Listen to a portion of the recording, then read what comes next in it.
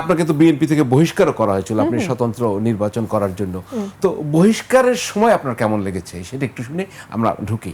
আপনি তো বিএনপি থেকে খুব স্বাভাবিকই মনোনয়ন আশা করবেনই, স্বাভাবিক, আমি তো সেটা অস্বীকার করার উপায় নেই। জি, আমি বলি দফায় দফায় কিন্তু 3বার মনোনয়ন ডিক্লেয়ার হয়েছে।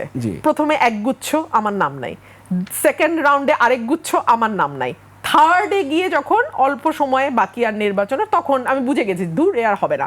আর আমি দলে একটা মেসেজ মোটামুটি আমি বলেও ফেলছিলাম যে আমাকে না দিলে আমি স্বতন্ত্র করব।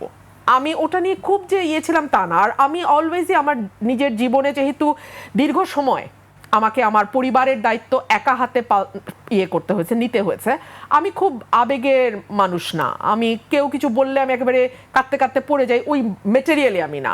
সো আই ওয়াজ অলরেডি যে আমার এটা না হলে আমার এটা করতে হবে, এটা না হলে এটা করতে হবে। সো আমি আমার ব্যক্তিগত জীবনে, আমার পারিবারিক জীবনে, আমার রাজনৈতিক জীবনে, আমার ওকালতির জীবনে আমি অলওয়েজ কিন্তু first plan, second plan, third plan, fourth plan এগুলো সব আমার রেডি থাকে। সো আমার ওই সব কিছু রেডি ছিল যে আমাকে দল না দিবে আমি। কিন্তু অনেকের থাকে না দলের প্রতি ভীষণ আনুগত্য, যে দল না দিলে আমি করব না দলের। আপনি সেরকম হলেন না কেন? না, আনুগত্যের জন্য আমি দেখতে পাচ্ছি যে আমাকে জবাই করার হচ্ছে। আমি অত উদার না যে গলা পেতে দিয়ে বলবো যে মানে দিয়েছ কলসির কানা তাই বলে প্রেম দেব না।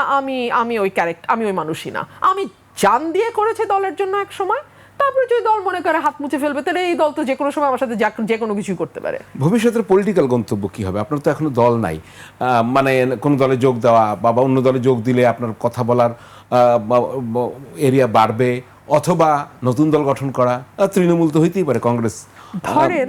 আর এখন তো নানা দল হচ্ছে, জনতা পার্টি হচ্ছে, এবং সেটা ব্যাপক জনপ্রিয় হচ্ছে। দেখা যাচ্ছে কংগ্রেস এবং বিজেপির ফেসবুকে যত ফলোয়ার আছে তার চেয়ে কয়েক গুণ বেশি এই সিজেপি অল্প কয়েকদিনে তার চেয়ে বেশি ফলোয়ার পেয়ে গেছে। তো আমি পরিকল্পনা নিয়ে আপনাকে এটুকুই বলবো যে 2024-এর 5ই অগস্টের আগে আপনি কি ভাবতে পেরেছিলেন যে আপনি ঠিক 2 বছরের মাথায়, 2 বছর না 1.5 বছরের মাথায় আপনি জানবেন যে আমি বিএনপির আর অংশ নই? ভাবতে পারেন নাই। আমরা কি কেউ ভাবতে পেরেছিলাম যে দেশনেত্রী বেগম খালেদা জিয়ার মৃত্যু হবে সকালে আর বিকালবেলা আমাকে বহিষ্কার করা হবে? মানে যখন রাষ্ট্রীয় শোক চলছে তখন বহিষ্কার করা হবে? ভাবিনি। সো আমি না ভবিষ্যৎ সবসময় ঈশ্বরের হাতে দেখি। এটার মধ্যে আপনার আমার কোনো শেয়ার নাই। আমি আমার কাজটা করে যাব। সো আমার কাজ রাজনৈতিক চর্চা করা, এলাকায় যাওয়া, এলাকার জন্য কাজ করা, এলাকার মানুষের সাথে থাকা, ওটাই আমার রাজনীতি। আমি ওটা করছি। ভবিষ্যৎ আল্লাহর হাতে।